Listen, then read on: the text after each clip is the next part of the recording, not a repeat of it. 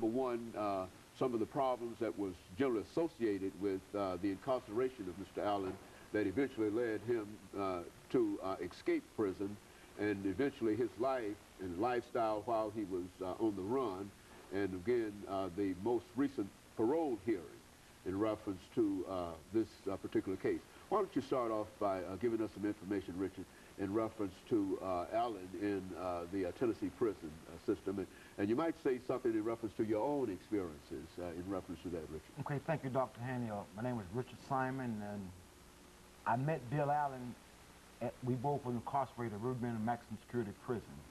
But before I speak on that, I had the pleasure to read his book before I met him. And the story intrigued me because way back when we heard a lot about the injustice that went on and how black men per se were preyed on by the police. You hear stories like that, and actually meet someone who went through that, it was kind of interesting to me. And after meeting Bill and the stories I had heard about his case and about him, the two didn't meet. If you meet this person, here's a God-loving person who was brought up the right way, was in an adverse situation, and got himself in a lot of trouble. And as a result of the situation, 2 police officers lost their lives, which is a tragedy. But the silver lining in this is it didn't change Bill Allen. When I got in trouble, and I had the pleasure of meeting him when I got off death row in 1995, he was a guy I had read about, and I finally got a chance to meet him. I expected someone to be bitter because he had, it's been going on since 1968. And I met him in 1995 in the month of May. And he had a smile on his face, and he talked about a situation, but he didn't dwell on it. And so in meeting Bill, I was spending a lot of time talking to him, how do you do time?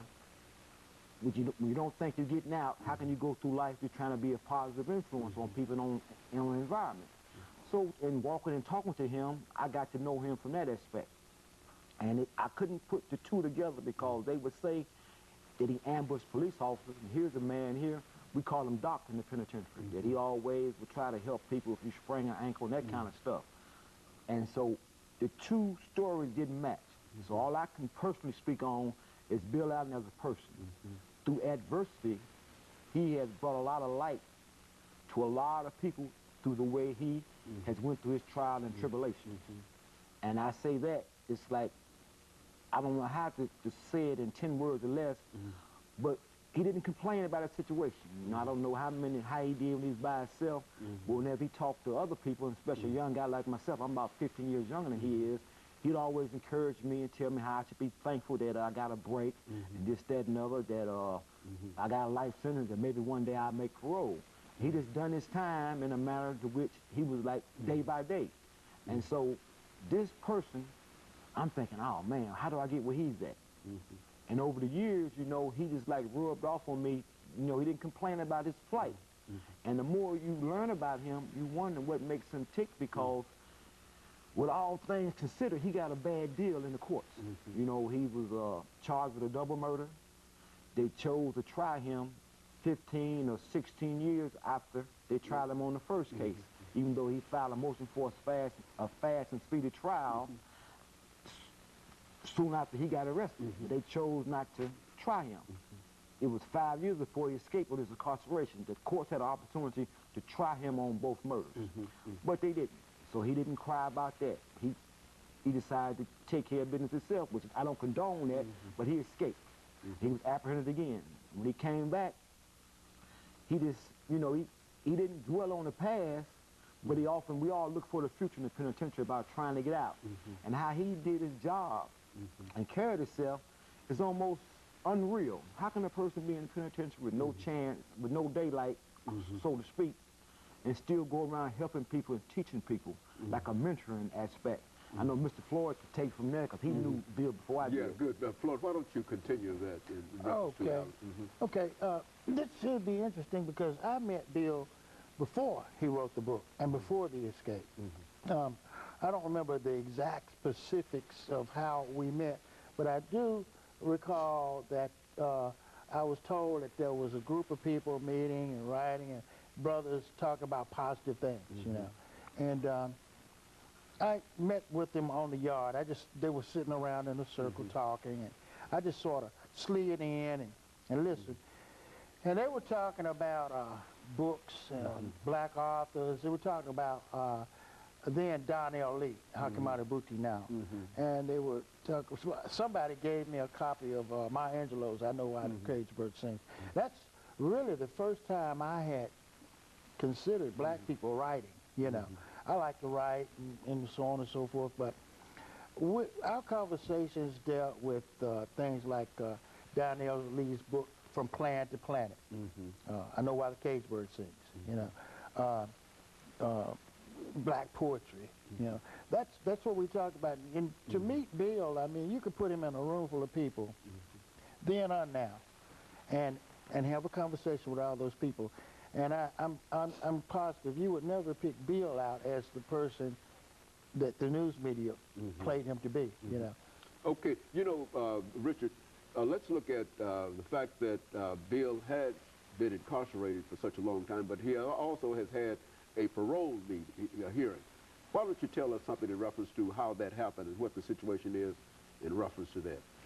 Okay, earlier this year, Bill was blessed to get some redress in the courts, because when he got convicted on the first crime, they gave him a 99-year sentence. And some happened, some legal procedure was performed. They changed the 99-year sentence into a life sentence. And they backdated his parole date. Once he called me one day on the phone and told me that basically he should have went to parole board according to his paperwork 15 years ago. That they finally got a parole hearing. I said, okay then. And I asked him, was they going to parole you on both sentences? He said, no, it's custodial parole. I said, man, what, you know, that's not fair. He said, well, yeah, I got to get parole from the first one to the second one. I said, won't they give you credit for your time? He said, I hope so, but I don't know. So he went to parole board, and they gave him custodial parole from the first sentence on the first officer that they tried him on. Not familiar, I don't want to say the wrong name, but the first officer they tried him on, they gave him the life sentence for that. They paroled him to the second case. To my knowledge, they tried him for the white officer first and the African-American officer second. So that's what the situation he's in now. He's in a catch-22. Even though the court gave him some help, but they didn't backdate the help they gave him. They didn't apply it retroactively. So he's had been going through this in 1968. He's been back incarcerated since 1989. And the court said he should have went to parole board 15 years ago, but he just went to parole board this year. He just started a new life sentence after all this time.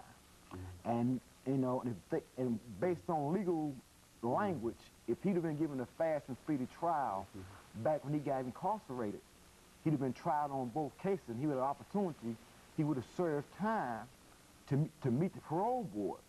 I'm not saying grant parole to go before the parole board within 30 years.